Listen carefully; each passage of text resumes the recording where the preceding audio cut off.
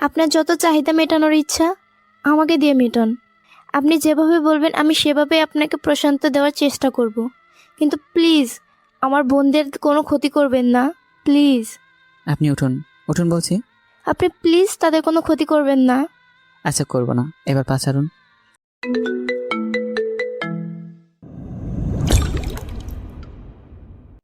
চারজন আছি, 1,000 টাকা দিব, যাবি? বেশি দূরে না, ওই বাড়িটায়। কথাটা শুনতেই আঁচল লোকটার দিকে তাকালো। বিশাল বড় শরীরের অধিকারী, মনে হচ্ছে দানব সামনে দাঁড়িয়ে আছে। কি হলো বল, যাবি? আচ্ছা ঠিক আছে, 1500 দিব। আমি এসব করি না। তুই ভালো মেয়ে।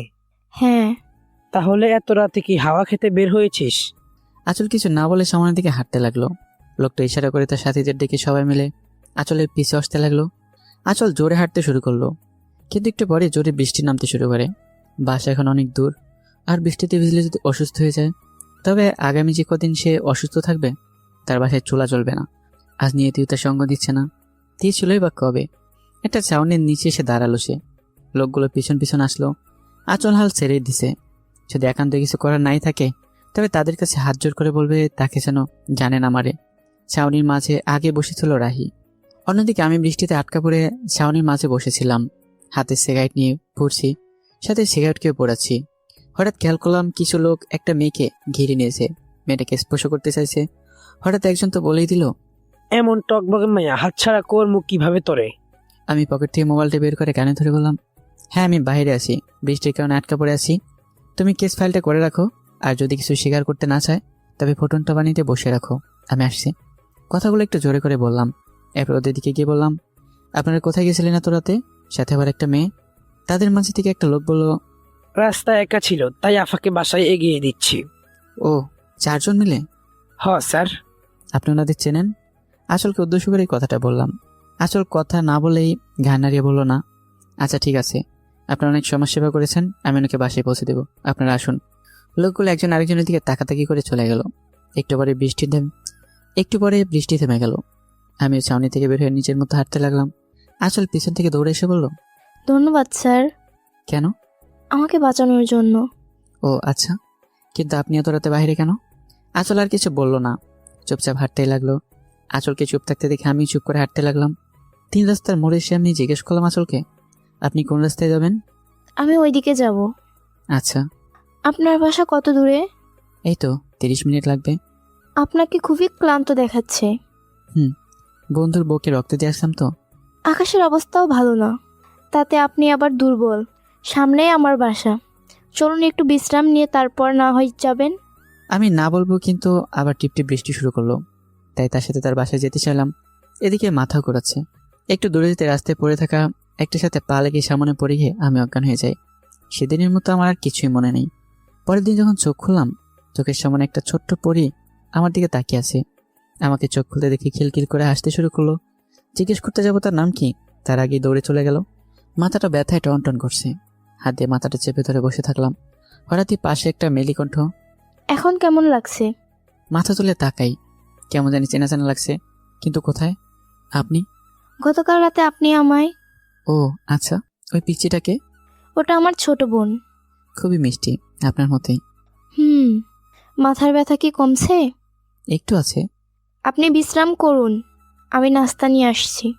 আঁচল চলে গেল। পিচ্চিটা দরজার ওপাশ থেকে চুপি চুপি দেখছে। আমার সাথে চোখাচোখি হতে আবার পিচ্চিটা পালিয়ে গেল। চা হাতে নিয়ে একটা মেয়ে আসলো। একটু আগে যে পিচ্চিটা দৌড়ে পালালো, তার থেকে বছর 3 বড় হবে, কিন্তু মেয়েটা দেখতে খুবই মিষ্টি। ভাইয়া, আপনার জন্য চা নিয়ে আসছি। আচ্ছা দাও। চা দিয়ে চলে যেতে লাগলো। আপু, কিছু বলবেন ভাইয়া? বসো, এখানে গল্প করি। মেয়েটা আমার থেকে কিছুটা দূরত্ব রেখে বসলো। আমি চায়ে চমক দিতেই প্রশ্ন করলাম, তোমার নাম কি? অধরা। বাহ, সুন্দর নাম তো। চাটা কে বানিয়েছে, তুমি? আপু বানিয়েছে। আপু খুব সুন্দর চা বানায়। তোমার আপুর নাম কি? আঁচল। আপনি চা খান, আমি গিয়ে আপুকে সাহায্য করি। অধরা চলে গেল। আমিও উঠে চায়ে চমক দিতে দিতে জানালার ধারে চলে এসে দাঁড়ালাম। পুরো বাসার মধ্যে শুধুই একটা জানালার সামনে কিছুটা ফাঁকা জায়গা। কেউ একজন কথাটা বলল। আমি পিছনে তাকে দেখে আঁচল দাঁড়িয়ে আছে। ও আচ্ছা, কিন্তু পরিবেশটা সুন্দর। আপনার কাছে সুন্দর, কিন্তু আমাদের কাছে আতঙ্ক। কথাটা আমার মাথার উপর দিয়ে গেল। আতঙ্ক মানে? ছাড়ুন ওসব, আপনি কি এখন পুরোপুরি সুস্থ? হ্যাঁ। আচ্ছা, একটা প্রশ্ন করি। বলুন। আপনি অনেক ভালো স্টুডেন্ট, তাই না? কেন? টেবিলের উপর আপনার কৃতিত্ব ঝকঝক করছে। এক সময় ছিলাম। একসময় ছিলেন মানে? এখন পড়ালেখা করেন না? না, ও আচ্ছা। তো কতদূর পড়েছেন? ইন্টার পরীক্ষা দিয়েছিলাম। তারপর আমার বাবা মা মারা যায়। এরপর 2 বোন নিয়ে। সরি। আচ্ছা, কোনো চাকরি কি পেয়েছেন? আসলে একটু হেসে বলল, চাকরি? তাহলে আপনি কি করেন? সংসার কিভাবে চলে? কিছুক্ষণ মাথা নিচু করে নিশ্চুপ দাঁড়িয়ে থাকলো আঁচল। আপনি আমায় বলতে পারেন, যদি আপনার কোনো উপকারে আসি তাহলে নিজের মনে প্রশান্তি পাবো। আঁচলের চোখ টলমল করছে।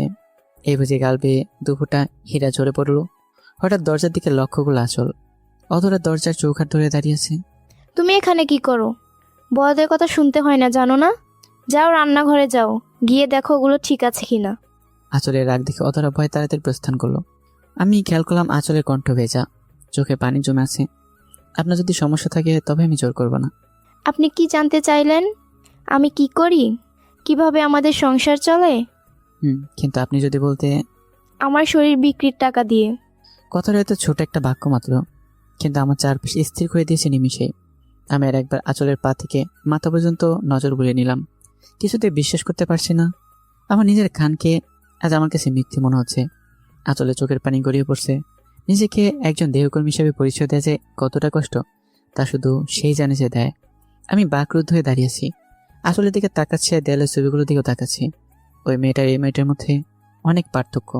আঁচল চোখ মুছে বলল, রান্না প্রায় শেষ, প্লিজ না খেয়ে যাবেন না। আঁচল চোখ মুছতে মুছতে বের হয়ে গেল। আমিও ধম করে খাটে বসে ভাবতে লাগলাম, আমি যা শুনলাম তা কি সত্যি?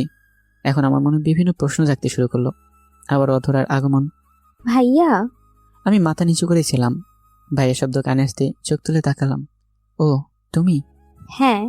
কিছু বলবা? আপু কি চাকরি করে ভাইয়া, যে তাকে রোজ রাতে অফিস যেতে হয়? তুমি জেনে কি করবে? আপুর অফিসের স্যার খুব খারাপ, আপুকে খুব বকাবকি করে মনে হয়। কেন? আপু রোজ ঘরে ফিরে আব্বু আম্মুর রুমে গিয়ে কান্না করে। আমার খুব কষ্ট হয়। আমায় আপুর স্যারের কাছে নিয়ে যাবেন? আমি ওনাকে ইচ্ছে মতো বকে দিয়ে আসবো। অধরের চোখে পানি টলমল করছে।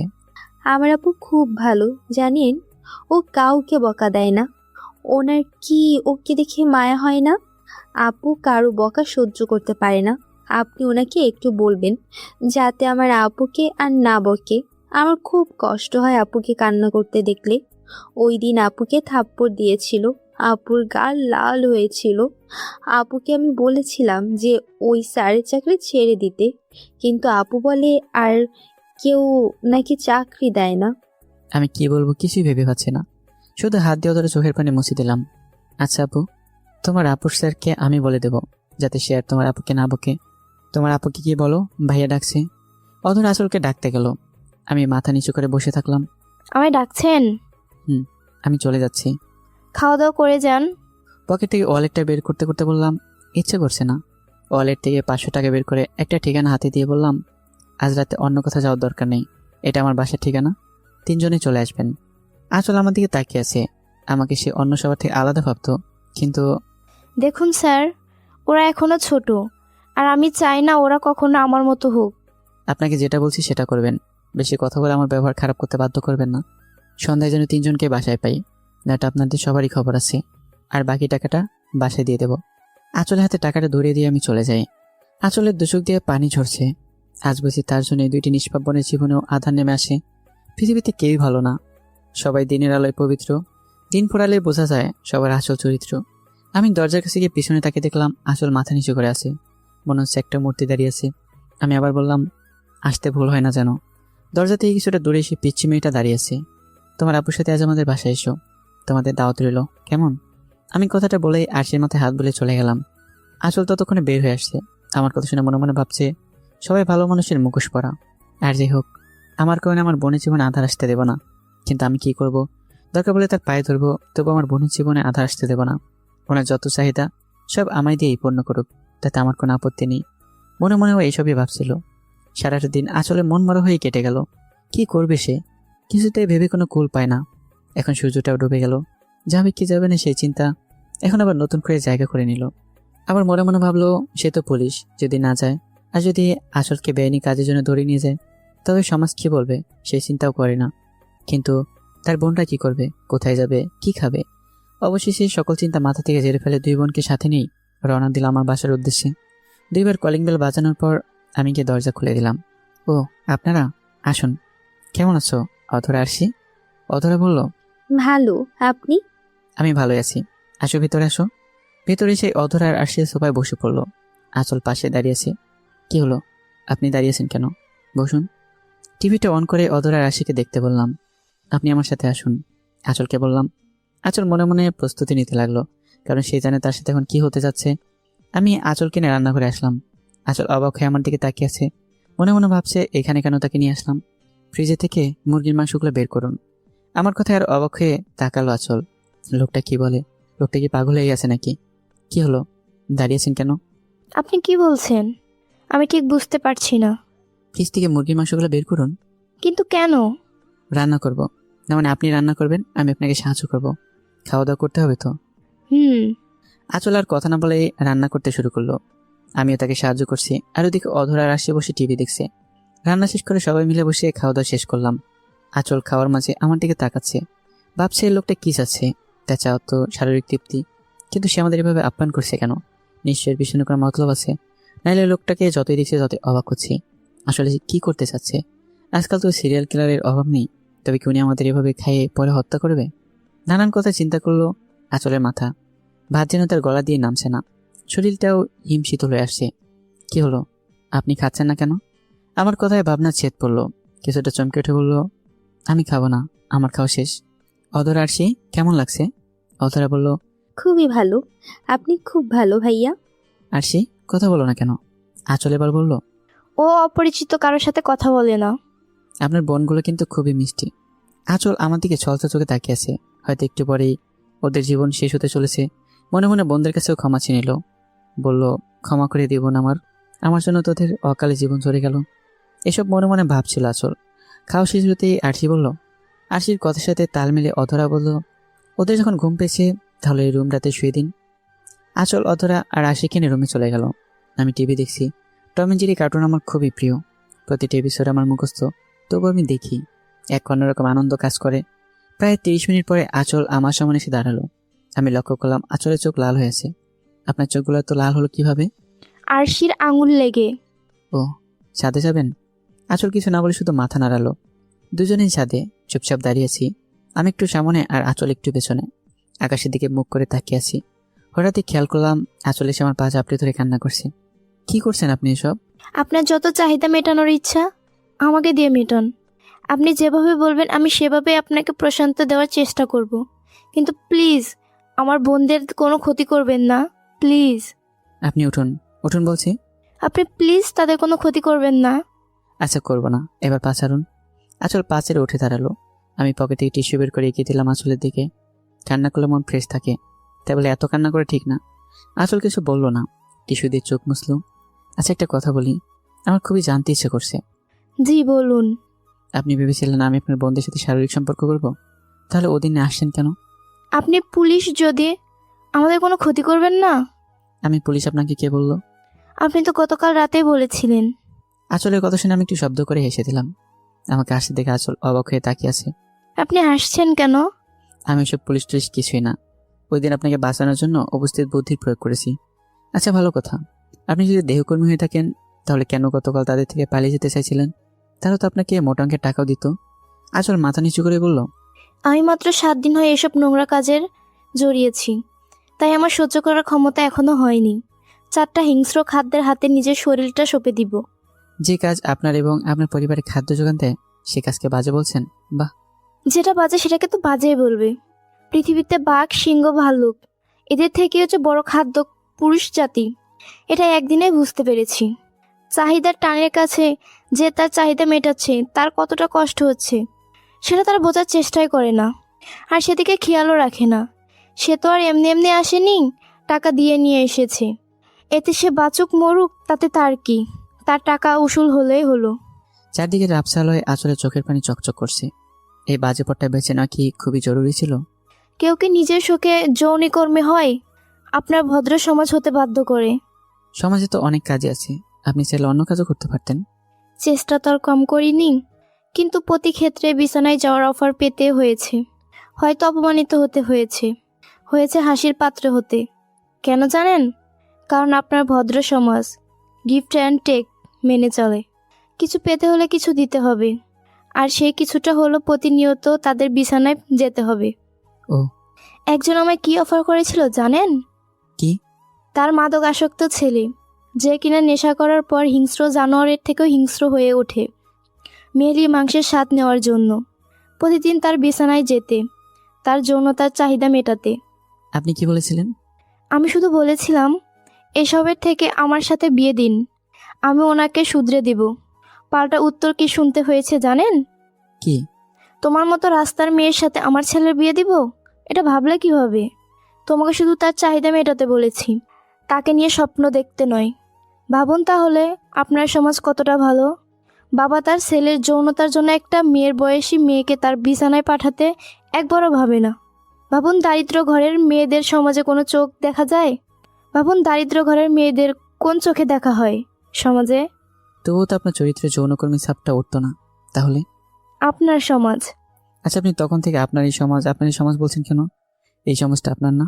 না, আমি সেই অন্ধকার নোংরা বাজে সমাজের, যে সমাজের নাম শুনলেও আপনারা থুতু ফেলেন, আবার রাতের আধারে চোরের মতো সেই সমাজে হারিয়ে যান। চলুন ওখানটায় বসি। আমি আর আঁচল গিয়ে একটা দালানি হেলান দিয়ে বসলাম। বাবা মার মৃত্যুর পর জমানো কিছু টাকা ছিল, সেগুলো দিয়ে কিছুদিন চলি। এরপর থেকে শুরু হয় জীবনযুদ্ধ। অনেকবার চেয়েছিলাম সুসাইড করতে, কিন্তু পারিনি। ছোট ভাই বোন দুটোর মুখ চোখের সামনে ভেসে ওঠে। আমি মরে গেলে হয়তো ওদের রাস্তায় আসতে হবে, কিন্তু আমি চাই না। আমি ঝড় সামলে নিয়ে তাদের ছাতা হব বাকিটা জীবন। আমি কিছু বলছি না, শুধু ভাবছি মেয়েটা কতটা চাপে পড়ে আছে এই অবস্থায়। পৃথিবীতে যার মা বাবা নেই, পৃথিবীটা সত্যি তার কাছে মৃত্যু যন্ত্রণার মতো ভয়ঙ্কর, যেখানে কেউ কাউকে এক ফোঁটা জায়গা ছেড়ে দেয় না। আমি আকাশের দিকে তাকিয়ে আছি। বেশ কিছু সময় হঠাৎ আমার কাঁধে কিছু একটা পড়লো মনে হলো। আঁচল ঘুমিয়ে পড়েছে, সে আমার ঘাড়ে মাথা হেলিয়ে দিয়েছে। আমি আঁচলের দিকে কিছুটা সরে আসলাম, যাতে আসলে কষ্ট না হয়। আঁচল বারবার হিংস্র শব্দটা ব্যবহার করছিল। ওর মানে কি আমরা পুরুষ জাতি সত্যি নিজের চাহিদা পূরণে হিংস্র পোষণে আচরণ করি? হয়তোবা। আমি আঁচলের দিকে তাকালাম, চোখের পাতা এখনো পানি জমে আছে। আলতো করে পানিগুলো মুছে দিয়ে আঁচলকে কোলে নিয়ে নিচে আসলাম।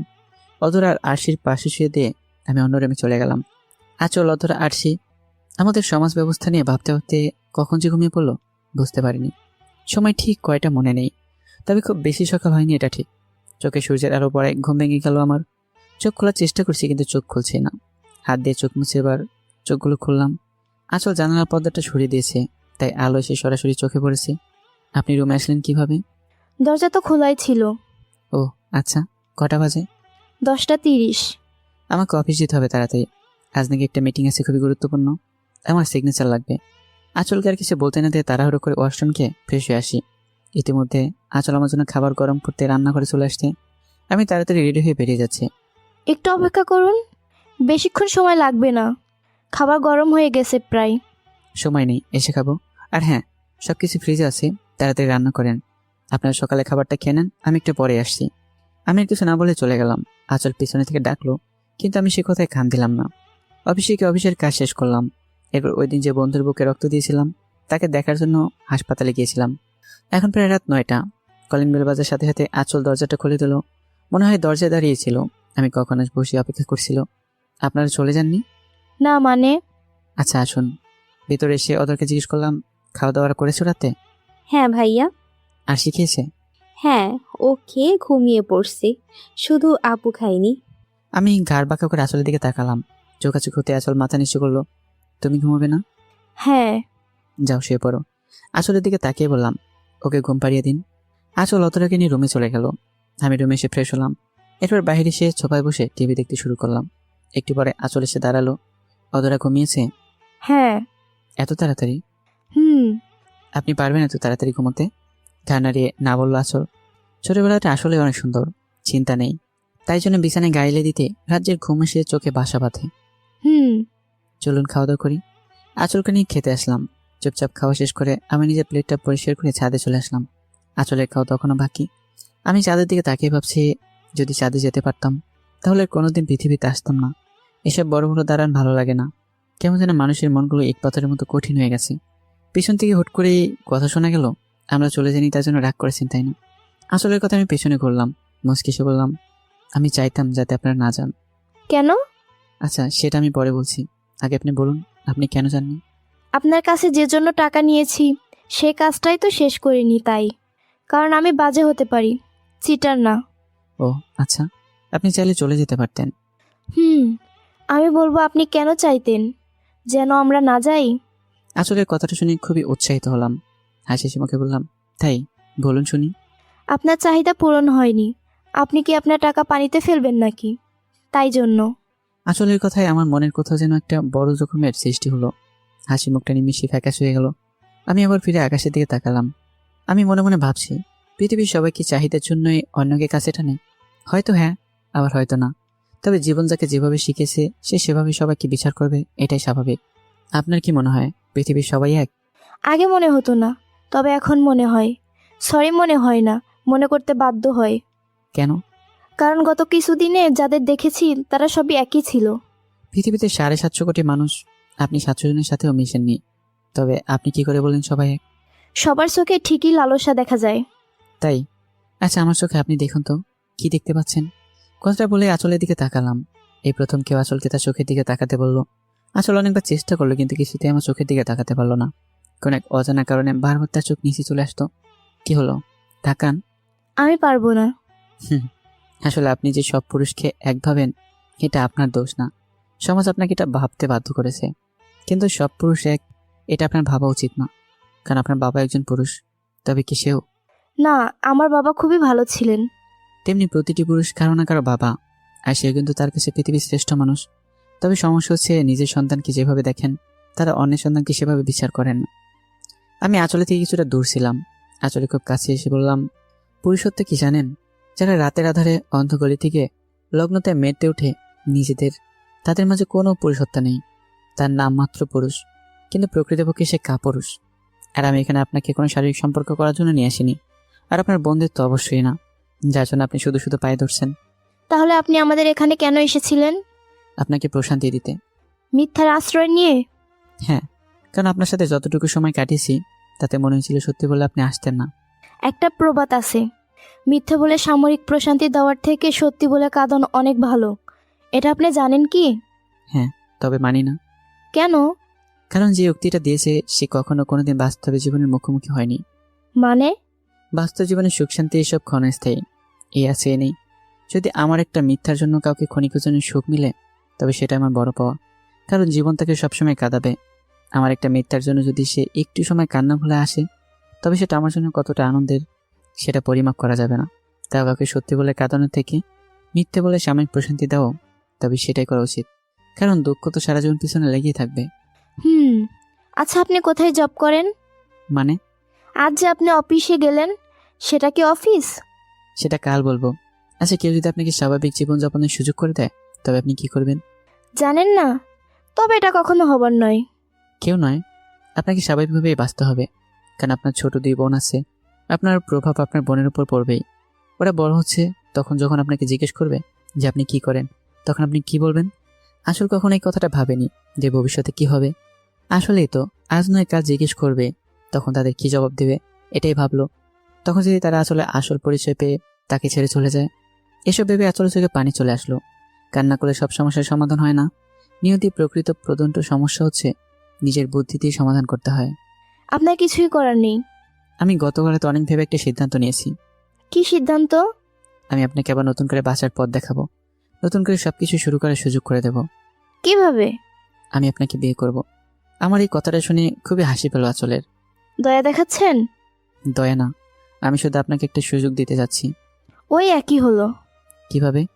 আপনি কেন একটা যৌনকর্মীকে বিয়ে করবেন যার কাছে আপনাকে দেওয়ার মতো কিছুই নেই? যৌনকর্মী কি মানুষ না? মানুষ, তবে সেটা শুধু দেখতে, কিন্তু সমাজের মানুষ হিসেবে গণ্য হয় না। আপনি দয়া করে আপনার মজা করা বাদ দিন। আমায় দেখে বা আমার কথা শুনে কি আপনার মনে হচ্ছে আমি আপনার সাথে মজা করছি? আঁচল কিছু বলছে না, সে ভেবেই পাচ্ছে না তার এখন কি বলা উচিত, তাই সে চলে যেতে লাগলো। একজন যৌনকর্মীকে কিভাবে আপনি বিয়ের প্রস্তাব দেন, যেখানে সবাই যাকে চাহিদা মেটানোর মেশিন মনে করে, আর যার স্থান সমাজের সব থেকে নিম্ন স্থানে।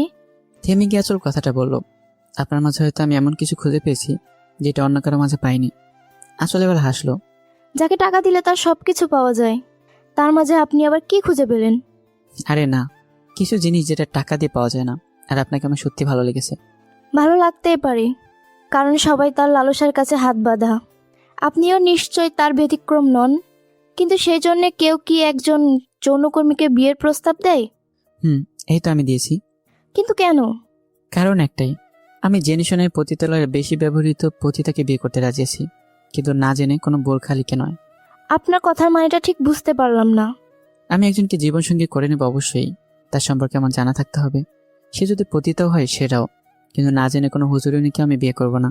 কারণ ভবিষ্যতে যদি কেউ আমায় বলে তোমার বউ এমন ছিল, তার সেটা যদি আমার আগে না জানি, তবে আমার খুব খারাপ লাগবে। এমনও হতে পারে সেই কারণে সংসারে ফাটল ধরলো, কিন্তু সেই বিষয়টা যদি আগে থেকে আমার জানা থাকে, তবে আমি বলতে পারবো আমি সব জেনেই বিয়ে করেছি। সুতরাং আমার কাছে এসব কথা বলতে আসবেন না। তাই জন্য আমি কথাটা বলেছি। কিন্তু সমাজ কি বলবে? সমাজ যেটা বলার সেটা বলবে, তাতে আমার কি? আমি কি সবাইকে বলে বেড়াবো যে আমার বউ পতিতা ছিল? আচল কিছু বলছে না, আবার পিছন ফিরে হাঁটা শুরু করলো। পিছন থেকে বললাম, শুধু আপনার জন্য বলিনি, আপনার বোনদের কথা ভেবে আমি সিদ্ধান্ত নিয়েছি। তাই আপনি সিদ্ধান্ত নেওয়ার আগে অবশ্যই তাদের কথা ভাববেন আশা করি। আসল কথাটা শুনলো, কিন্তু না দাঁড়িয়ে চলে গেল। আমি ছাদে আর থাকলাম না, আমি নিচে চলে গেলাম। রুমে শুয়ে শুয়ে ফোনে গেমস অফ থ্রোনস দেখছি। সিরিজটা সত্যি খুব ভালো, যদিও বাটে ছোটদের জন্য নয়, আবার অনেকে বুঝতে পারবে না। তবুও যারা বুঝবে তারা এই সিরিজটা প্রেমে ভরে যাবে। একটু পরেই ঘুম এসে দু চোখের পথে ভারী করে দিল। ফোনটা বুকের উপর রেখে চোখ বুঝলাম। হঠাৎ আমি খেয়াল করলাম কে আমার বুকের উপর থেকে ফোনটা সরিয়ে নিল, গায়ে কাঁথা জড়িয়ে দিল। আমার চোখে ঘুমের আবেশ এতটাই ছিল যে আমি চোখ খুলতে পারছি না। এরপর যখন আমার কপালে কোমল দুটি ঠোঁটের স্পর্শ পড়লো, তখন আমার চোখ থেকে নিমিশে ঘুম রাজ্যে চলে গেল। এই স্পর্শটা যেন আমার কাছে একেবারে অজানা, একদম অপরিচিত।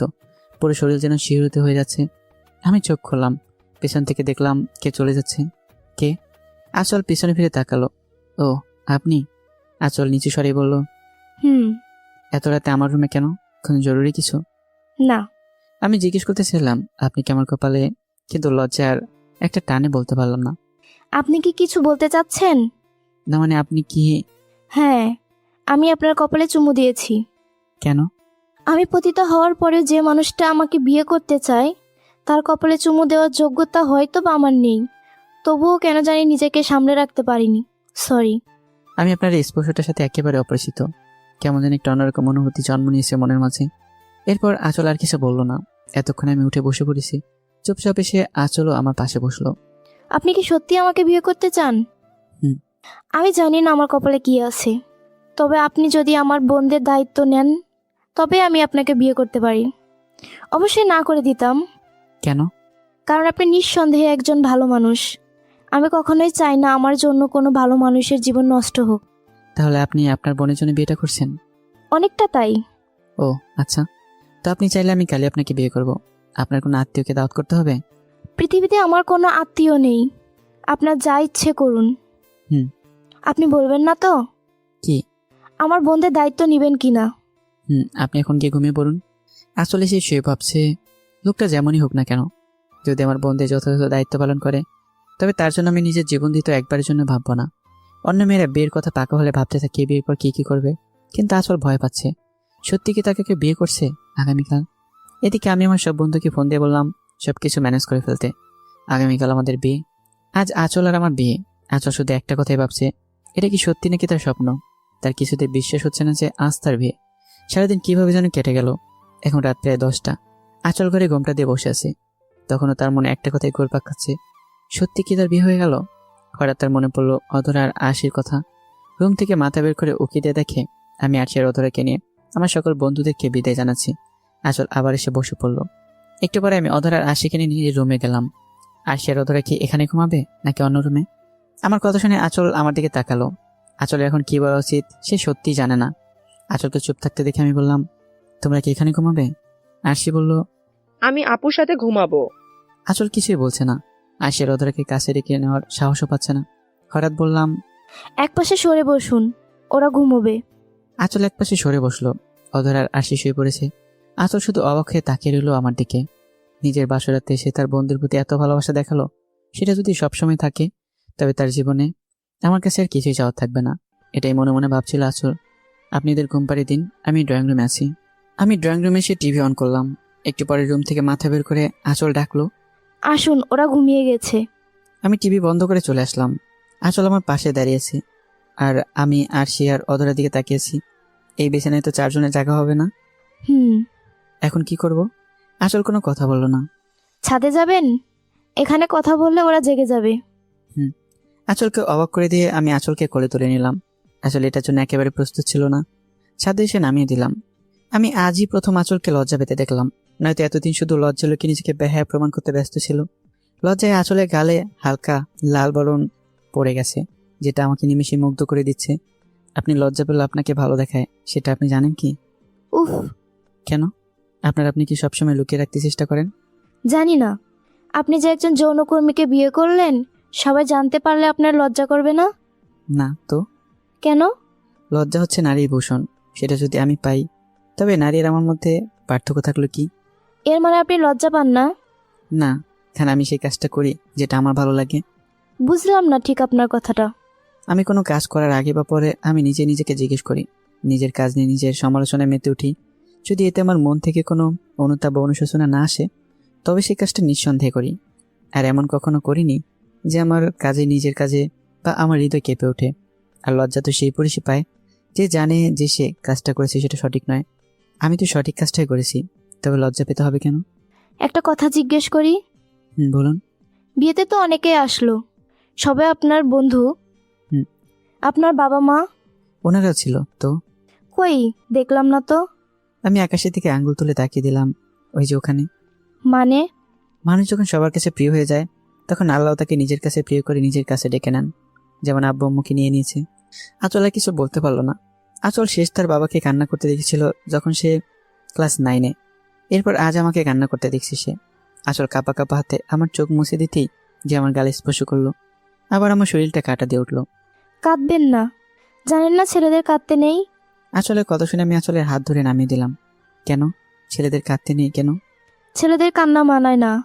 কেন? ছেলেদের কি মন নেই? ছেলেদের কি আবেগ অনুভূতি নেই? মেয়েদের থেকে ছেলেদের আবেগ অনুভূতিটা একটু বেশি, কিন্তু তারা কখনো প্রকাশ করতে পারে না। পারিপার্শ্বিক অবস্থার কারণে তারা প্রকাশ করতে পারে না।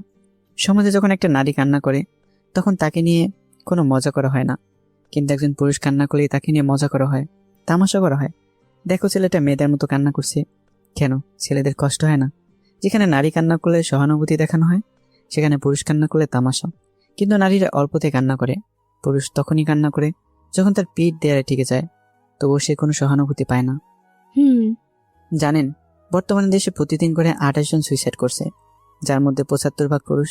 এর কারণ শুধু একটাই, নারীরা কান্না করে নিজের মনটাকে হালকা করতে পারে, কিন্তু পুরুষ সেটা পারে না। কান্না লুকিয়ে হাসতে থাকা যে কতটা কষ্ট, সেটা খুব কম সংখ্যক নারীই জানে। কিন্তু প্রতিটা পুরুষ প্রতিনিয়ত এই কাজটাই করে। যখন সে নিজের মাঝে নিজেই দমড়ে মুছড়ে যায়, তখন সে বাধ্য হয়ে নিজের জীবন থেকেই নিজেই নিজেকে মুক্তি দেয়। প্রতিটি মানুষ জীবনের কোনো না কোনো এক সময় একবার হলেও নিজেকে শেষ করার সিদ্ধান্ত নেয়। সেখান থেকে অনেকেই ফিরে আসতে পারে, আবার অনেকে মৃত্যুকে কাছেও টেনে নেয়। কিন্তু সুসাইড তো কখনো কোনো সমাধান হতে পারে না, তাই না? চোখের পানি এখনো শুকায়নি, তবু আসলের কথা এসে দিলাম। আপনি এই কথা বলছেন, আপনি নিজে সুইসাইড করে সিদ্ধান্ত নিয়েছিলেন। আঁচল আর কিছু বলল না। আল্লাহর শ্রেষ্ঠ নিয়ামত হচ্ছে জীবন, সেটা মানুষ কিভাবে নিজের হাতে শেষ করে দেয়। আজ খারাপ হচ্ছে, কিন্তু আগামীকাল সূর্য তো উঠতেও পারে। সারাদিন বৃষ্টি ঝড় হওয়ার কারণে যখন সবাই ভাবে আগামীকাল সূর্যের দেখা পাওয়া যায়, সেখানে বিকেলেই আবার শরীর পোড়ানো রোদে দেখা মেলে। আজ হয়তো আল্লাহ কষ্ট দিয়ে পরীক্ষা নিচ্ছে, কিন্তু তাই জন্য এটা নয় যে সারা জীবন এরকম থাকবে। আমাদের বাবা মা যারা আমাদের পৃথিবীতে নিয়ে এসেছেন, তারা আমাদের ভালোবেসে কত কিছুই করেন, তবে যিনি আমাদের সৃষ্টি করেছেন তিনি আমাদের কতটা ভালোবাসতে পারেন একবার কল্পনা করা দরকার। তাই আপনাকে শুধু একটা কথাই বলবো, পরবর্তী জীবনে যতই কষ্ট আসুক না কেন, কখনো সুইসাইড করার সিদ্ধান্ত নেবেন না। আপনি সবকিছু এত সহজভাবে কিভাবে নেন? কারণ জীবন আমার সহজভাবে সবকিছু নিলে জীবন সহজ হয়ে যাবে, আর কঠিন করে নিলে জীবন কঠিন হয়ে যাবে। তাই কি দরকার জীবন কঠিন করার? ঘুমাবেন না? আপনি কি ঘুমিয়ে পড়ুন, ওখানে তো 4 জনের জায়গা হবে না, আমি না হয় অন্য রুমে গিয়ে শুয়ে পড়বো। আচ্ছা। আঁচল চলে গেল, একটু পর আমি চলে আসলাম। একবার রুমের দিকে উকি দিয়ে দেখলাম আঁচল চোখ বুজেছে। কিছুক্ষণ দাঁড়িয়ে থেকে পাশের রুমে চলে আসলাম। কি যেন একটা স্বপ্ন দেখে আমার ঘুম ভেঙে যায়। চোখ খুলতে সামনে আঁচলকে দেখতে পেলাম। আঁচল তো কাল ওই রুমে ঘুমিয়েছিল, হয়তো রাতে আসছে। জানালার পর্দার ফাঁক দিয়ে আবছালয় আভা আসছে। মেয়েটা গুটিসুটি হয়ে শুয়ে আছে। আমি কাঁথাটা আঁচলের গায়ে মুড়িয়ে দিয়ে ছাদে চলে আসলাম। কখনো 10টার আগে ওঠা হয় না। আজ যখন এত সকালে ঘুম ভেঙে গেল, তাই সকালের মনোরম আবহাওয়াটা হাতছাড়া করতে চাইলাম না। ছাদে এসে 2 হাত মিলে দাঁড়ালাম, মুক্ত বিহঙ্গ। ইস, যদি উঠতে পারতাম, তবে এক পলকে এই মৃত শহরের এ পাশ থেকে অন্য পাশে ছুঁয়ে আসতাম। অনেকদিন বুক ডাউন দেওয়া হয় না, আজ দেখি কয়টা দিতে পারি। কিন্তু না, 3 বার দেওয়ার পর ওখানেই শুয়ে পড়লাম। এগুলো প্রতিদিন অনুশীলনের ব্যাপার, হঠাৎ হবে না। আপনার চা। কথাটা শুনে আমি রীতিমতো ভয় পেয়ে গেলাম। পিছনে তাকে দেখে আঁচল চা হাতে দাঁড়িয়েছে। আপনি কখন উঠলেন? যখন আপনি উঠেছেন। ও, সকালে পরিবেশটা সুন্দর না? হুম। চলো না হেঁটে আসি একটু। আমি কথাটা বলে আঁচলের মুখের দিকে তাকিয়েছি তার অভয় পাওয়ার জন্য। আঁচল মুচকে এসে বলল, আচ্ছা চলুন। ব্যস্ত শহর ঘুমের কোলে, রাস্তায় কুকুরটিও তার পরিবার নেওয়া করে শুয়ে আছে। মাঝে মাঝে 2-1 মানুষের দেখা মিলেছে, তারা হয়তো তাদের মতো হঠাৎ ভোরের সাথী, নয়তো বহুমুখী রূপ গ্রহণকারী। শেষ কলেজ জীবন এভাবে ভোরের রাস্তা দিয়ে হেঁটেছি। আমি কথাটা বলে আঁচলের দিকে তাকালাম। এরপর আর কখনো হাঁটেননি? না, কলেজ জীবন একটা মেয়ের পিছন পিছন আসতাম, তাই ভোরে উঠে তার পিছু নিতাম। তখন সে প্রাইভেটে যেত। কথাটা শুনে আঁচলে কেমন যেন একটু খারাপ লাগছে। আমি কেন অন্য মেয়ের পিছনে পিছনে যাব? আসলে মেয়ে জাতি, দুঃখিত, মেয়ে জাতি না, ভালোবাসা জিনিসটাই এমন। যার প্রতি বিন্দুমাত্র ভালোবাসা আছে, তাকে অন্য কারোর সাথে সহ্য করা অসম্ভব। সেটা হোক অতীত, বর্তমান বা ভবিষ্যৎ। অনিশ্চিত শর্তেও আঁচল জিজ্ঞেস করলো, মেয়েটার সাথে প্রেমও হয়ে যায়? ওটা ছিল আমার জীবনের প্রথম আর শেষ প্রেম। এরপর তো আপনাকে বিয়ে করলাম। ছাড়াছাড়ি হলো কিভাবে? আমি ওকে বলেছিলাম, কখনো ওটা ভেবে আমার সাথে সম্পর্ক কন্টিনিউ করবা না, যে তুমি চলে গেলে আমি কষ্ট পাবো। ততদিন পর্যন্ত ভালোবাসবা, যতদিন তোমার মনে আমার জন্য ভালোবাসা থাকবে। আর যদি কখনো তোমার জীবন অন্য কেউ আসে, তবে তুমি প্রথম আমায় জানাবে। তারপর একদিন সে বলল, তার আমার সাথে থাকা সম্ভব নয়, সে অন্য কাউকে ভালোবাসে। আপনি তাকে আটকাননি? না, কেন? কারণ জোর করে আটকালে ভালোবাসা পাওয়া যায় না। আর আমি ব্যর্থ ছিলাম, তাকে পর্যাপ্ত পরিমাণ ভালোবাসা দিতে পারিনি। তাই জন্য হয়তো সে অন্য কারো ভালোবাসার মায়া জড়িয়েছে। ও, তবে সে আমায় ছেড়ে গেছে, এটাতে আমার কোনো দুঃখ নেই। কিন্তু সে টাকার জন্য আমায় ছেড়ে গেছে, এটাতে আমার খুব কষ্ট হয়। সে যদি ভালোবাসার জন্য আমায় ছেড়ে যেত, তবে আমি হাসি মুখে তাকে আজও স্মরণ করতাম। ও, তাহলে এটা আপনার প্রাক্তনের প্রতিযোগিতা? হুম, অভিযোগ না, এটা অভিমান বলতে পারেন। ভালোবাসা অভিযোগ বলতে কিচ্ছু হয় না, যা হয় সেটা অভিমান আর অনুভব। আর যদি অভিযোগ থাকে, তবে সেটা ভালোবাসার সম্পর্ক হতে পারে না। কেন? প্রিয় মানুষটার উপর তো অভিযোগ থাকতেই পারে। না, পারে না। অভিযোগ কেবল অপরাধীর উপরেই থাকে। হুম। আচ্ছা, আমার কথা বাদ দিন, আপনার স্বপ্ন কি? আমার কোনো স্বপ্ন নেই, তবে যদি কখনো সুযোগ পাই তাহলে পতিতাদের জন্য কিছু করার চেষ্টা করব, যাদেরকে সমাজ পতিতা হতে বাধ্য করেছে। কি করতে চান? তাদের জন্য বসবাসের স্থান এবং তাদের জন্য কর্মস্থল। আচ্ছা, আমি আপনাকে সাহায্য করবো ইনশাল্লাহ। এটা করতে অনেক টাকা লাগবে। আপনি এত টাকা কই পাবেন? আমি আঁচলের দিকে তাকিয়ে শুধু মুচকে একটা হাসি দিলাম। আঁচল শুধু আমার রহস্যময় হাসির দিকে চেয়ে থাকলো। হাসিটার মধ্যে গভীর রহস্যও দেখতে পেলাম। একটু পরে সে রহস্যটা বাদ দিয়ে শুধু হাসিটা নিয়ে ভাবতে লাগলো। এই ছেলে হাসি দিয়ে হাজারো মন ঘায়েল করতে পারবে, এটাই ভাবছিল আঁচল। একটু পরে যখন সূর্য উকি দিয়ে তাকালো, আঁচল আমি বাসায় ফিরে আসলাম। এসে দিকে অদর আর আরশি বসে টিভি দেখছে। তোমরা কখন উঠলে? একটু আগেই। আর সে আঁচলকে বলল, আপু ক্ষুধা পাইছে। আমিও আরশির সাথে বললাম, আমারও ক্ষুধা পাইছে। কিন্তু আঁচল আমার দিকে তাকিয়ে মুচকে আসলো, বাচ্চাদের সাথে তাল দিতে দেখে। তোমরা টিভি দেখো, আমি রান্না করছি। সকালে খাওয়া শেষ করে আমি, আঁচল, অধরা আর আশিকে নিয়ে বাইরে গেলাম। সারাদিন ঘুরলাম। আসার আগে রাতের খাবার খেয়ে শপিং করে বাসায় আসলাম। আমি এর মাঝে একটা খাটও নিয়েছি, যেটাতে 4 জন একসাথে থাকতে পারবো। আরশি আর অধরা শুয়ে পড়েছে। সারাদিন ঘোরাঘুরির জন্য শরীর খুবই ক্লান্ত, তাই শোয়ার সাথে সাথে ঘুমিয়ে পড়েছে। আপনি ঘুমাবেন না? এখন না, আপনি ঘুমান।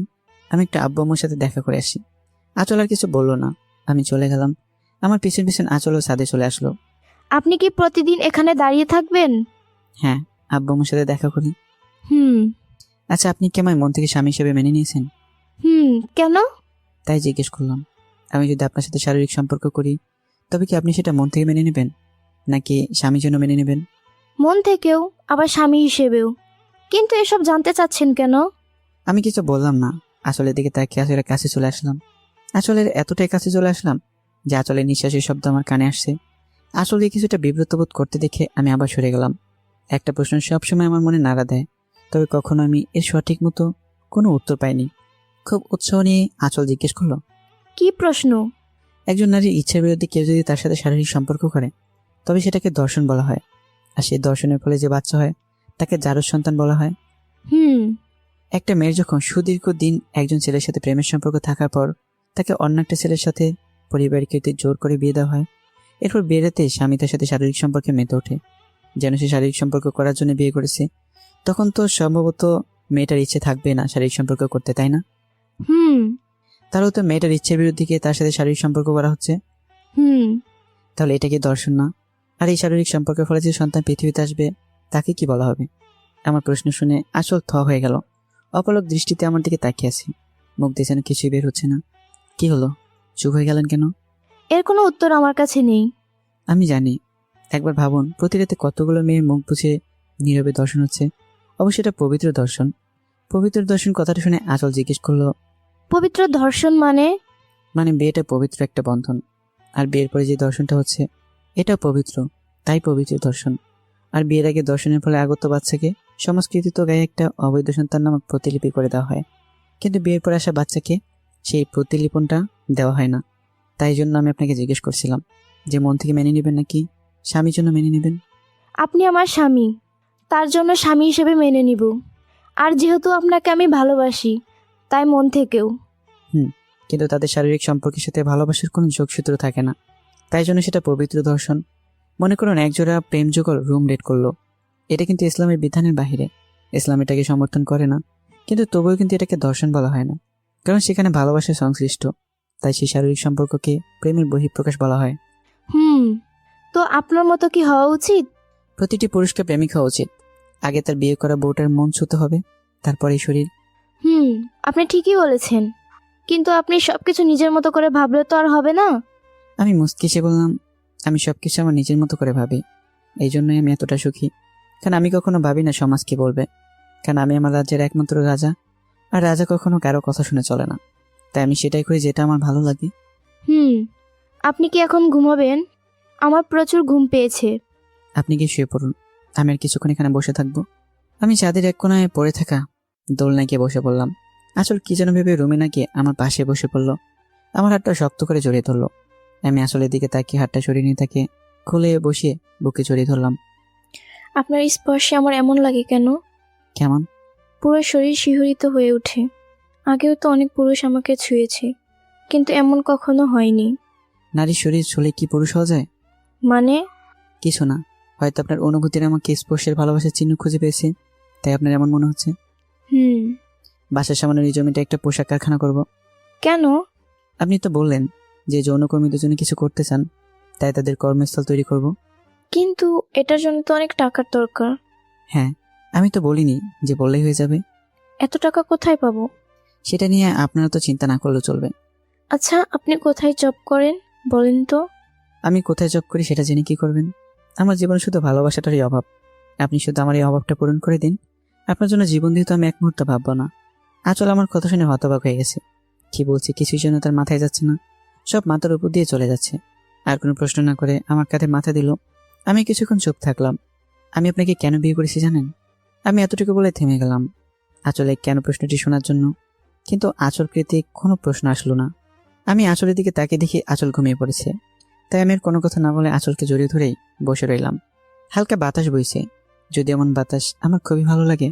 আমি কখন এমন বাতাসে নিজেকে ভেজাতে মিস করি না, কিন্তু আঁচলে শীত করবে তাই জন্য আঁচলকে কোলে তুলে রুমে নিয়ে আসলাম। আঁচলকে এক পাশে শুয়ে দিয়ে অন্য পাশে আমি শুয়ে পড়লাম, মাঝে অধরা আর আরশি। সকালে কারো কান্নার শব্দে ঘুম ভেঙে গেল। বিছানা ছেড়ে উঠে বাইরে এসে দেখি আরশি কান্না করছে, আর অধরা তার কান্না বন্ধ করার চেষ্টা করছে। আমি তাদের কাছে গিয়ে জিজ্ঞেস করলাম, কি হয়েছে আমার ছোট গিন্নির? অধরা বলল, আপু মারছি। সকাল সকাল পর কি হলো যে ও আরশিকে মারলো? তুমি কান্না করো না ছোট গিন্নি, আমি তোমার আপুকে আচ্ছা করে বকে দেবো। কে শোনে কার কথা? আরশিকে দিয়ে যাচ্ছে। কোনো উপায় না পেয়ে ফ্রিজ থেকে চকলেট নিয়ে এসে আরশি আর অধরের হাতে দিলাম। এখন আরশি চুপ। আমি অধরাকে বললাম, তোমার আপু কোথায়? রান্নাঘরে। আচ্ছা তোমরা চকলেট খাও, আমি আসছি। আমি রান্না করে দরজায় গিয়ে নক করলাম। আঁচল একবার তাকিয়ে বলল, ও আপনি? বলে আমি ভিতরে গেলাম। আঁচল রান্না করছে। আমার খুব ইচ্ছে করছে বউ রান্না করবে, আমি পিছন থেকে তাকে জড়িয়ে ধরবো, কিন্তু আর সে ইচ্ছে চাইলেই পূরণ করতে পারবো, অথচ সাহস পাচ্ছি না। নিজের মাঝে যে যুদ্ধ করতে লাগলাম, অতঃপর কি যেন ভেবে চোখ বন্ধ করে আঁচলে কোমর জড়িয়ে ধরলাম। আঁচলের সব কাজ নিমিষে বন্ধ হয়ে গেল। আঁচল মোটে এটার জন্য প্রস্তুত ছিল না। কিছু কি বলা উচিত আঁচলের, সে ভেবে পায় না। আঁচলের চোখ বেয়ে 2 ফোঁটা পানি গড়িয়ে আমার হাতে পড়ল। আমি আঁচলকে নিজের দিকে ঘুরিয়ে নিলাম। আপনি কান্না করছেন কেন? কই না তো। চোখে পানি নিয়ে আবার সে পানিকে লুকানোর মিথ্যা প্রচেষ্টা। কান্না করছেন কেন? আমার কপালে কি এত সুখ আছে? উপরওয়ালা কার কপালে কি লিখে রেখেছে সেটা তো আমরা কেউ জানি না। হুম। আপনার যদি অস্বস্তি লাগে তাহলে আমি চলে যাচ্ছি। আমি আঁচলের কোমর থেকে হাত সরিয়ে নিতেই আঁচল আমার হাত ধরে ফেললো।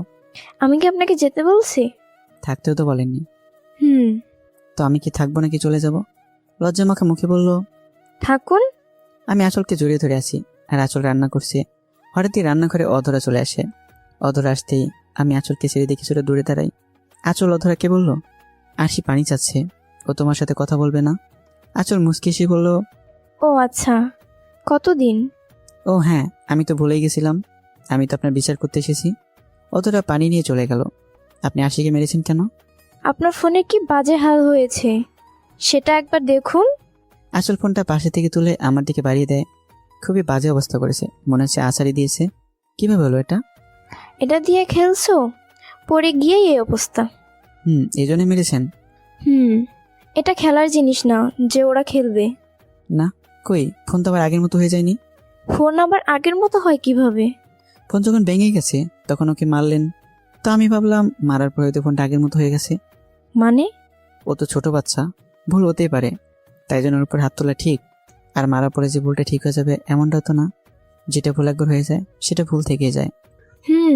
কিন্তু শাসন করতে হবে তো, নয়তো বিগড়ে যাবে। শাসন করলে বাচ্চারা সাধারণত বেশি বিগড়ে যায়। আর যদি বাচ্চাটা জেদি হয় তবে তো কোনো কথাই নেই। তবে তাদের যদি ভালো করে ভালোবাসা দিয়ে বোঝানো যায় তবে মনে হয় তারা বুঝবে। আর শাসন দিয়ে বোঝানো জিনিস ঠিক ততক্ষণ স্থায়ী হয় যতক্ষণ শাসনের রেশ থাকে। তাড়াতাড়ি রান্না শেষ করুন। আজ আপনাকে আমার সম্পর্কে কিছু জিনিস জানাবো যেটা কেউ জানে না, আপনিও জানতেন না যদি আপনি আমার বউ না হতেন। আচ্ছা। খাওয়া দাওয়া শেষ করে আমি আঁচলকে নিয়ে বের হলাম। এখন আমরা বিশাল একটা বিল্ডিং এর সামনে দাঁড়িয়েছি। আঁচল বিল্ডিংটার দিকে তাকিয়ে বলল, এটা তো এলাকার বিখ্যাত ব্যবসায়ী আকবর সাহেবের অফিস। আপনি চিনেন তাকে? তাকে কে না চেনে? আর কি জানেন আপনি তার সম্পর্কে?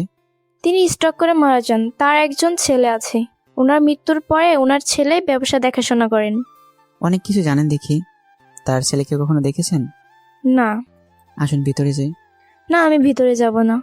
আমি বেশ কয়েকবার বললেও কিন্তু কিছুতে আঁচল যেতে রাজি হলো না। এক প্রকার জোর করে আমি আঁচলকে নিয়ে ভিতরে গেলাম। ভিতরে যেতেই সবাই আমাকে সালাম দিচ্ছে। এটা দেখে আঁচল খুবই অবাক হয়ে গেল। একটু পরে যখন আমার পেয়ে আসলো তখন আঁচল নিজের মুখটা লুকানোর চেষ্টা করছে। আমি এটা লক্ষ্য করলাম। লোকটা যখন বলল, স্যার আপনি হঠাৎ অফিসে? আজ থেকে আমি আব্বুর কেবিনে বসবো, সব ব্যবস্থা করুন। ঠিক আছে স্যার, এটা তো আমাদের জন্য খুবই ভালো সংবাদ। আবরার স্যারের অবর্তমানে আমরা তার সন্তানকে পুরো সময়ের জন্য পাচ্ছি। এই কথা শুনে আঁচল রীতিমতো শকড। লোকটা কি বলছে এসব? স্যার আপনার সাথে উনি কে? ও আমার স্ত্রী। আমি আঁচলকে পরিচয় করে দেওয়ার সময় লোকটা আঁচলকে দেখে ফেলে। আমি আঁচলকে বাসায় পাঠিয়ে দিয়ে আমার বাবার কেবিনে বসলাম। একটু পরে আমার বিয়ে রুমে আসলো। স্যার আসবো? আসুন। স্যার একটা কথা বলি, যদি কিছু মনে না করেন তো। হ্যাঁ বলুন। ম্যাডামের সম্পর্কে সব খোঁজ নিয়ে তবে কি আপনি বিয়ে করেছেন? হ্যাঁ, কেন? না মানে উনি তো একজন। কি যৌনকর্মী এটাই বলতে চাচ্ছেন তো? না মানে হ্যাঁ স্যার। আপনি কি করে জানলেন? আগে নিজের চরিত্র ঠিক করুন। আর হ্যাঁ, আমি সবকিছু জেনেই বিয়ে করেছি। পরবর্তী কোনোদিন আমার বউ নিয়ে কিছু বলতে আসবেন না। তার অতীতের সাথে আমার কোনো সম্পর্ক নেই। আমি তার বর্তমান আর ভবিষ্যৎ, বুঝেছেন? মাথা নিচু করেই বলল, আপনি আসুন। লোকটা চলে গেল। আমি এখন বুঝতে পারলাম আঁচল কেন ভিতরে আসতে চাইনি। সেদিন অফিস শেষ করে একতরে ফুল আর কিছু চকলেট নিয়ে বাসায় গেলাম। পিচ্চিরা খেয়ে ঘুমিয়ে গেছে। বাসায় কোথাও আঁচল নেই। সাদেকে দিকে আঁচল দাঁড়িয়েছে। পিছন দিকে আঁচলকে জড়িয়ে ধরতে আঁচল থমকে ওঠে। মুখ ফিরে তাকাতেই আমি আঁচলের চোখে পানি দেখলাম। কান্না করছেন কেন? আজ আমার জন্য আপনাকে আপনার কলিং এর সামনে। আমি কি আপনাকে সেটা নিয়ে কিছু বলেছি? না, কিন্তু কোনো কিন্তু নয়। আর আমি সবকিছু জেনে আপনাকে বিয়ে করেছি। আপনি আবরা সাহেবের ছেলে বলেননি তো? কেন? যখন খুব ছোট ছিলাম তখন আম্মু মারা যায়। এরপর থেকে ভালোবাসা জিনিসটা কি সেটা ভালোভাবে বুঝে উঠতে পারিনি। আব্বু সবসময় বাইরে থাকতো। তখন দেখেছি সবাই শুধু আমার টাকার জন্য আমার কাছে আসতো, কেউ ভালোবাসার জন্য কাছে আসেনি। যখন বুঝতে শিখলাম তখন আব্বুকে বলে দেশের বাইরে গিয়ে কিছুদিন থেকে এসে সোজা এই বাসায় উঠি।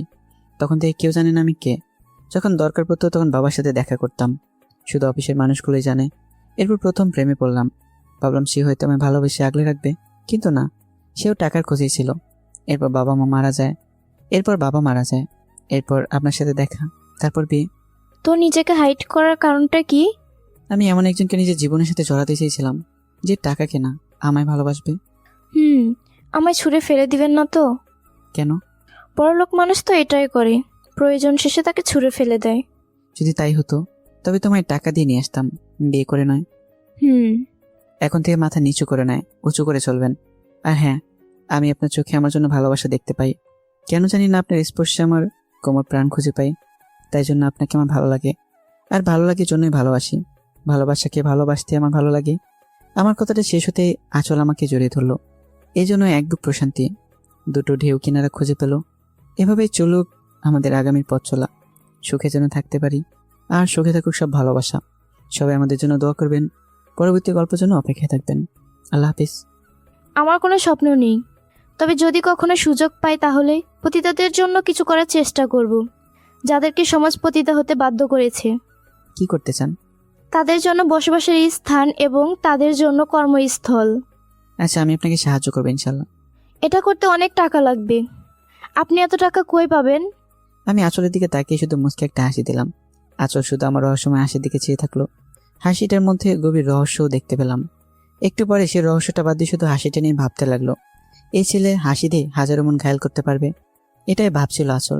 একটু পরে যখন সূর্য উকি দিয়ে তাকালো, আঁচলও আমি বাসায় ফিরে আসলাম। এসে দিকে অদর আর আরশি বসে টিভি দেখছে। তোমরা কখন উঠলে? একটু আগেই। আরশি আঁচলকে বলল, আপু ক্ষুধা পাইছে। আমিও আরশির সাথে বললাম, আমারও ক্ষুধা পাইছি। কিন্তু আঁচল আমার দিকে তাকিয়ে মুচকে আসলো, বাচ্চাদের সাথে তাল দিতে দেখে। তোমরা টিভি দেখো, আমি রান্না করছি। সকালে খাওয়া শেষ করে আমি আঁচল, অধরা আর আশি কিনে বাইরে গেলাম। সারাদিন ঘুরলাম। আসার আগে রাতের খাবার খেয়ে শপিং করে বাসায় আসলাম। আমি এর মাঝে একটা খাটও নিয়েছি, যেটাতে 4 জন একসাথে থাকতে পারবো। আর সে আর অধরা শুয়ে পড়েছে। সারাদিন ঘোরাঘুরির জন্য শরীর খুবই ক্লান্ত, তাই শোয়ার সাথে সাথে ঘুমিয়ে পড়েছে। আপনি ঘুমাবেন না? এখন না, আপনি ঘুমান। আমি একটু আব্বু আম্মুর সাথে দেখা করে আসি। আঁচল আর কিছু বললো না, আমি চলে গেলাম। আমার পিছন পিছন আঁচলও ছাদে চলে আসলো। আপনি কি প্রতিদিন এখানে দাঁড়িয়ে থাকবেন? হ্যাঁ, আব্বু আম্মুর সাথে দেখা করি। হুম। আচ্ছা, আপনি কি আমার মন থেকে স্বামী হিসেবে মেনে নিয়েছেন? কেন? তাই জিজ্ঞেস করলাম। আমি যদি আপনার সাথে শারীরিক সম্পর্ক করি, তবে কি আপনি সেটা মন থেকে মেনে নেবেন, নাকি স্বামীর জন্য মেনে নেবেন? মন থেকেও, আবার স্বামী হিসেবেও। কিন্তু এসব জানতে চাচ্ছেন কেন? আমি কিছু বললাম না। আসলের দিকে তাকিয়ে আসলের কাছে চলে আসলাম। আসলের এতটাই কাছে চলে আসলাম যে আঁচলের নিঃশ্বাসের শব্দ আমার কানে আসছে। আসলে কিছুটা বিব্রত বোধ করতে দেখে আমি আবার সরে গেলাম। একটা প্রশ্ন সবসময় আমার মনে নাড়া দেয়, তবে কখনো আমি এর সঠিক মতো কোনো উত্তর পাইনি। খুব উৎসাহ নিয়ে আঁচল জিজ্ঞেস করলো, কি প্রশ্ন? একজন নারীর ইচ্ছার বিরুদ্ধে কেউ যদি তার সাথে শারীরিক সম্পর্ক করে, তবে সেটাকে দর্শন বলা হয়। আর সেই দর্শনের ফলে যে বাচ্চা হয় তাকে জারজ সন্তান বলা হয়। একটা মেয়ের যখন সুদীর্ঘ দিন একজন ছেলের সাথে প্রেমের সম্পর্ক থাকার পর তাকে অন্য একটা ছেলের সাথে পরিবারকে জোর করে বিয়ে দেওয়া হয়, এরপর বিয়েতে স্বামী তার সাথে শারীরিক সম্পর্কে মেতে ওঠে, যেন সে শারীরিক সম্পর্ক করার জন্য বিয়ে করেছে। তখন তো সম্ভবত মেয়েটার ইচ্ছে থাকবে না শারীরিক সম্পর্ক করতে, তাই না? তাহলে তো মেয়েটার ইচ্ছের বিরুদ্ধে গিয়ে তার সাথে শারীরিক সম্পর্ক করা হচ্ছে। তাহলে এটা কি দর্শন না? আর এই শারীরিক সম্পর্কের ফলে যে সন্তান পৃথিবীতে আসবে তাকে কি বলা হবে? আমার প্রশ্ন শুনে আসল থ হয়ে গেল। অপলক দৃষ্টিতে আমার দিকে তাকিয়ে আছে, মুখ দিয়ে যেন কিছুই বের হচ্ছে না। কি হলো, চুপ হয়ে গেলেন কেন? এর কোনো উত্তর আমার কাছে নেই। আমি জানি। একবার ভাবুন, প্রতি রাতে কতগুলো মেয়ের মুখ বুঝে নীরবে দর্শন হচ্ছে। অবশ্যই এটা পবিত্র দর্শন। পবিত্র দর্শন কথাটা শুনে আঁচল জিজ্ঞেস করলো, পবিত্র ধর্ষণ মানে? মানে বিয়েটা পবিত্র একটা বন্ধন, আর বিয়ের পরে যে দর্শনটা হচ্ছে এটা পবিত্র, তাই পবিত্র দর্শন। আর বিয়ের আগে দর্শনের ফলে আগত বাচ্চাকে সমাজকৃত গায়ে একটা অবৈধ সন্তান নামক প্রতিলিপি করে দেওয়া হয়, কিন্তু বিয়ের পরে আসা বাচ্চাকে সেই প্রতিলিপনটা দেওয়া হয় না। তাই জন্য আমি আপনাকে জিজ্ঞেস করছিলাম যে মন থেকে মেনে নেবেন নাকি স্বামীর জন্য মেনে নেবেন? আপনি আমার স্বামী, তার জন্য স্বামী হিসেবে মেনে নিব। আর যেহেতু আপনাকে আমি ভালোবাসি, তাই মন থেকেও। কিন্তু তাদের শারীরিক সম্পর্কের সাথে ভালোবাসার কোনো যোগসূত্র থাকে না, তাই জন্য সেটা পবিত্র দর্শন। মনে করুন একজোড়া প্রেম যুগল রুম ডেট করলো, এটা কিন্তু ইসলামের বিধানের বাহিরে। ইসলাম এটাকে সমর্থন করে না, কিন্তু তবুও কিন্তু এটাকে দর্শন বলা হয় না, কারণ সেখানে ভালোবাসা সংশ্লিষ্ট। তাই সেই শারীরিক সম্পর্ককে প্রেমের বহিঃপ্রকাশ বলা হয়। তো আপনার মতো কি হওয়া উচিত? প্রতিটি পুরুষকে প্রেমিক হওয়া উচিত। আগে তার বিয়ে করা বউটার মন ছুতে হবে, তারপরে শরীর। আপনি ঠিকই বলেছেন, কিন্তু আপনি সবকিছু নিজের মতো করে ভাবলে তো আর হবে না। আমি মুচকি বললাম, আমি সবকিছু আমার নিজের মতো করে ভাবি, এই জন্যই আমি এতটা সুখী। কারণ আমি কখনো ভাবি না সমাজ কি বলবে, কারণ আমি আমার রাজ্যের একমাত্র রাজা, আর রাজা কখনো কারো কথা শুনে চলে না। তাই আমি সেটাই করি যেটা আমার ভালো লাগে। আপনি কি এখন ঘুমাবেন? আমার প্রচুর ঘুম পেয়েছে। আপনি কি শুয়ে পড়ুন, আমি আর কিছুক্ষণ এখানে বসে থাকবো। আমি চাঁদের এক কোনায় পড়ে থাকা দোলনায় গিয়ে বসে পড়লাম। আসল কি যেন ভেবে রুমিনা গিয়ে আমার পাশে বসে পড়লো, আমার হাতটা শক্ত করে জড়িয়ে ধরলো। আমি আসলের দিকে তাকিয়ে হাতটা সরিয়ে নিয়ে তাকে খুলে বসিয়ে বুকে জড়িয়ে ধরলাম। আপনার স্পর্শে আমার এমন লাগে কেন? কেমন? পুরো শরীর শিহরিত হয়ে ওঠে। আগেও তো অনেক পুরুষ আমাকে ছুঁয়েছে, কিন্তু এমন কখনো হয়নি। নারীর শরীর ছুঁলে কি পুরুষ হওয়া যায়? মানে? কিছু না, হয়তো আপনার অনুভূতির আমাকে স্পর্শের ভালোবাসার চিহ্ন খুঁজে পেয়েছে, তাই আপনার এমন মনে হচ্ছে। বাসার সামনে এই জমিটা একটা পোশাক কারখানা করব। কেন? আপনি তো বললেন যে যৌনকর্মীদের জন্য কিছু করতে চান, তাই তাদের কর্মস্থল তৈরি করব। কিন্তু এটার জন্য তো অনেক টাকার দরকার। হ্যাঁ, আমি তো বলিনি যে বললেই হয়ে যাবে। এত টাকা কোথায় পাবো? সেটা নিয়ে আপনারা তো চিন্তা না করলেও চলবে। আচ্ছা, আপনি কোথায় জব করেন বলেন তো? আমি কোথায় জব করি সেটা জেনে কি করবেন? আমার জীবনে শুধু ভালোবাসাটারই অভাব। আপনি শুধু আমার এই অভাবটা পূরণ করে দিন। আপনার জন্য জীবন দিয়ে তো আমি এক মুহূর্ত ভাববো না। আচল আমার কথা শুনে হতবাক হয়ে গেছে। কি বলছি কিছুই জন্য তার মাথায় যাচ্ছে না, সব মাথার উপর দিয়ে চলে যাচ্ছে। আর কোনো প্রশ্ন না করে আমার কাঁধে মাথা দিল। আমি কিছুক্ষণ চুপ থাকলাম। আমি আপনাকে কেন বিয়ে করেছি জানেন? আমি এতটুকু বলে থেমে গেলাম আচলে কেন প্রশ্নটি শোনার জন্য, কিন্তু আচল কৃতিক কোনো প্রশ্ন আসলো না। আমি আচলের দিকে তাকিয়ে দেখি আচল ঘুমিয়ে পড়েছে। তাই আমি আর কোনো কথা না বলে আচলকে জড়িয়ে ধরেই বসে রইলাম। হালকা বাতাস বইছে, যদি এমন বাতাস আমার খুবই ভালো লাগে। আমি কখন এমন বাতাসে নিজেকে ভেজাতে মিস করি না, কিন্তু আঁচলে শীত করবে তাই জন্য আঁচলকে কোলে তুলে রুমে নিয়ে আসলাম। আঁচলকে এক পাশে শুয়ে দিয়ে অন্য পাশে আমি শুয়ে পড়লাম, মাঝে অধরা আর আরশি। সকালে কারো কান্নার শব্দে ঘুম ভেঙে গেল। বিছানা ছেড়ে উঠে বাইরে এসে দেখি আরশি কান্না করছে, আর অধরা তার কান্না বন্ধ করার চেষ্টা করছে। আমি তাদের কাছে গিয়ে জিজ্ঞেস করলাম, কি হয়েছে আমার ছোট গিন্নির? অধরা বলল, আপু মারছি। সকাল সকাল পর কি হলো যে ও আরশিকে মারলো? তুমি কান্না করো না ছোট গিন্নি, আমি তোমার আপুকে আচ্ছা করে বকে দেবো। কে শোনে কার কথা? আরশিকে দিয়ে যাচ্ছে। কোনো উপায় না পেয়ে ফ্রিজ থেকে চকলেট নিয়ে এসে আরশি আর অধরের হাতে দিলাম। এখন আরশি চুপ। আমি অধরকে বললাম, তোমার আপু কোথায়? রান্নাঘরে। আচ্ছা তোমরা চকলেট খাও, আমি আসছি। আমি রান্না করে দরজায় গিয়ে নক করলাম। আঁচল একবার তাকিয়ে বলল, ও আপনি? বলে আমি ভিতরে গেলাম। আঁচল রান্না করছে। আমার খুব ইচ্ছে করছে বউ রান্না করবে, আমি পিছন থেকে তাকে জড়িয়ে ধরবো, কিন্তু আর সে ইচ্ছে চাইলেই পূরণ করতে পারবো, অথচ সাহস পাচ্ছি না। নিজের মাঝে যে যুদ্ধ করতে লাগলাম। অতঃপর কি যেন ভেবে চোখ বন্ধ করে আঁচলের কোমর জড়িয়ে ধরলাম। আঁচলের সব কাজ নিমিষে বন্ধ হয়ে গেল। আঁচল মোটে এটার জন্য প্রস্তুত ছিল না। কিছু কি বলা উচিত আঁচলের, সে ভেবে পায় না। আঁচলের চোখ বেয়ে 2 ফোঁটা পানি গড়িয়ে আমার হাতে পড়ল। আমি আঁচলকে নিজের দিকে ঘুরিয়ে নিলাম। আপনি কান্না করছেন কেন? কই না তো। চোখে পানি নিয়ে আবার সে পানিকে লুকানোর মিথ্যা প্রচেষ্টা। কান্না করছেন কেন? আমার কপালে কি এত সুখ আছে? উপরওয়ালা কার কপালে কি লিখে রেখেছে সেটা তো আমরা কেউ জানি না। আপনার যদি অস্বস্তি লাগে তাহলে আমি চলে যাচ্ছি। আমি আঁচলের কোমর থেকে হাত সরিয়ে নিতেই আঁচল আমার হাত ধরে ফেললো। আমি কি আপনাকে যেতে বলছি? থাকতেও তো বলেননি। হুম তো আমি কি থাকবো নাকি চলে যাব? লজ্জা মাখা মুখে বলল, থাকুন। আমি আঁচলকে জড়িয়ে ধরে আছি আর আঁচল রান্না করছে। হঠাৎই রান্নাঘরে অধরা চলে আসে। অধরা আসতেই আমি আঁচলকে ছেড়ে দিয়ে কিছুটা দূরে দাঁড়াই। আঁচল অধরাকে বলল, আরশি পানি চাচ্ছে, ও তোমার সাথে কথা বলবে না? আঁচল মুচকি এসে বলল, ও আচ্ছা, কতদিন? ও হ্যাঁ, আমি তো ভুলেই গেছিলাম, আমি তো আপনার বিচার করতে এসেছি। অধরা পানি নিয়ে চলে গেল। আপনি আরশিকে মেরেছেন কেন? আপনার ফোনে কি বাজে হাল হয়েছে সেটা একবার দেখুন। আঁচল ফোনটা পাশে থেকে তুলে আমার দিকে বাড়িয়ে দেয়। খুবই বাজে অবস্থা করেছে, মনে হচ্ছে আছাড়ি দিয়েছে। কিভাবে হলো এটা? এটা দিয়ে খেলছো, পড়ে গিয়ে এই অবস্থা। এই জন্য মেরেছেন? এটা খেলার জিনিস না যে ওরা খেলবে। না, কই ফোন তো আবার আগের মতো হয়ে যায়নি। ফোন আবার আগের মতো হয় কিভাবে? ফোন যখন ভেঙে গেছে তখন ওকে মারলেন, তো আমি ভাবলাম মারার পরে তো ফোনটা আগের মতো হয়ে গেছে। মানে? ও তো ছোট বাচ্চা, ভুল হতেই পারে, তাই জন্য ওর উপর হাত তোলা ঠিক। আর মারার পরে যে ভুলটা ঠিক হয়ে যাবে এমনটা তো না। যেটা ভুল একবার হয়ে যায় সেটা ভুল থেকেই যায়। কিন্তু শাসন করতে হবে তো, নয়তো বিগড়ে যাবে। শাসন করলে বাচ্চারা সাধারণত বেশি বিগড়ে যায়। আর যদি বাচ্চাটা জেদি হয় তবে তো কোনো কথাই নেই। তবে তাদের যদি ভালো করে ভালোবাসা দিয়ে বোঝানো যায় তবে মনে হয় তারা বুঝবে। আর শাসন দিয়ে বোঝানো জিনিস ঠিক ততক্ষণ স্থায়ী হয় যতক্ষণ শাসনের রেশ থাকে। তাড়াতাড়ি রান্না শেষ করুন। আজ আপনাকে আমার সম্পর্কে কিছু জিনিস জানাবো যেটা কেউ জানে না, আপনিও জানতেন না যদি আপনি আমার বউ না হতেন। আচ্ছা। খাওয়া দাওয়া শেষ করে আমি আঁচলকে নিয়ে বের হলাম। এখন আমরা বিশাল একটা বিল্ডিং এর সামনে দাঁড়িয়েছি। আঁচল বিল্ডিংটার দিকে তাকিয়ে বলল, এটা তো এলাকার বিখ্যাত ব্যবসায়ী আকবর সাহেবের অফিস। আপনি চিনেন তাকে? তাকে কে না চেনে? আর কি জানেন আপনি তার সম্পর্কে? তিনি স্ট্রোক করে মারা যান। তার একজন ছেলে আছে। ওনার মৃত্যুর পরে ওনার ছেলে ব্যবসা দেখাশোনা করেন। অনেক কিছু জানেন দেখি। তার ছেলেকে কখনো দেখেছেন? না। আসুন ভিতরে যাই। না, আমি ভিতরে যাব না। আমি বেশ কয়েকবার বললেও কিন্তু কিছুতে আঁচল দিতে রাজি হলো না। এক প্রকার জোর করে আমি আঁচলকে নিয়ে ভিতরে গেলাম। ভিতরে যেতেই সবাই আমাকে সালাম দিচ্ছে। এটা দেখে আঁচল খুবই অবাক হয়ে গেল। একটু পরে যখন আমার পেয়ে আসলো তখন আঁচল নিজের মুখটা লুকানোর চেষ্টা করছে। আমি এটা লক্ষ্য করলাম।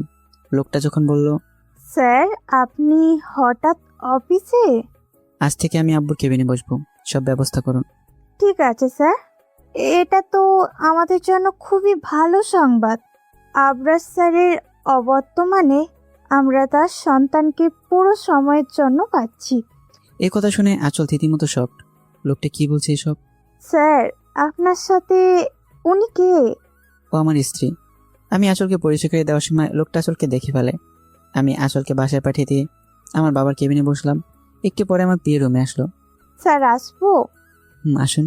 স্যার একটা কথা বলি, যদি কিছু মনে না করেন তো। হ্যাঁ বলুন।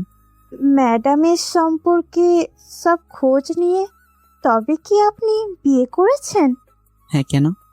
না মানে উনি তো একজন। কি যৌনকর্মী এটাই বলতে চাচ্ছেন তো?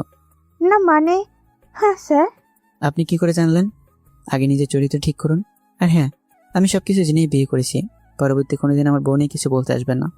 তার অতীতের সাথে আমার কোনো সম্পর্ক নেই। আমি তার বর্তমান আর ভবিষ্যৎ, বুঝেছেন? মাথা নিচু করেই বলল, আপনি আসুন। লোকটা চলে গেল। আমি এখন বুঝতে পারলাম আঁচল কেন ভিতরে আসতে চাইনি। সেদিন অফিস শেষ করে একতরা ফুল আর কিছু চকলেট নিয়ে বাসায় গেলাম। পিচ্চিরা খেয়ে ঘুমিয়ে গেছে। বাসায় কোথাও আঁচল নেই। সাদেকে দিকে আঁচল দাঁড়িয়েছে। পিছন দিকে আঁচলকে জড়িয়ে ধরতে আঁচল থমকে ওঠে। মুখ ফিরে তাকাতেই আমি আঁচলের চোখে পানি দেখলাম। কান্না করছেন কেন? আজ আমার জন্য আপনাকে আপনার কলিংয়ের সামনে। আমি কি আপনাকে সেটা নিয়ে কিছু বলেছি? না, কিন্তু। কোনো কিন্তু নয়। আর আমি সবকিছু জেনে আপনাকে বিয়ে করেছি। আপনি আবরার সাহেবের ছেলে বলেননি তো? কেন? যখন খুব ছোট ছিলাম তখন আম্মু মারা যায়। এরপর থেকে ভালোবাসা জিনিসটা কি সেটা ভালোভাবে বুঝে উঠতে পারিনি। আব্বু সবসময় বাইরে থাকতো। তখন দেখেছি সবাই শুধু আমার টাকার জন্য আমার কাছে আসতো, কেউ ভালোবাসার জন্য কাছে আসেনি। যখন বুঝতে শিখলাম তখন আব্বুকে বলে দেশের বাইরে গিয়ে কিছুদিন থেকে এসে সোজা এই বাসায় উঠি। তখন থেকে কেউ জানে না আমি কে। যখন দরকার পড়তো তখন বাবার সাথে দেখা করতাম, শুধু অফিসের মানুষগুলোই জানে। এরপর প্রথম প্রেমে পড়লাম। ভাবলাম সে হয়তো আমায় ভালোবেসে আগলে রাখবে, কিন্তু না, সেও টাকার খোঁজেই ছিল। এরপর বাবা মারা যায়। এরপর আপনার সাথে দেখা, তারপর বিয়ে। তো নিজেকে হাইড করার কারণটা কি?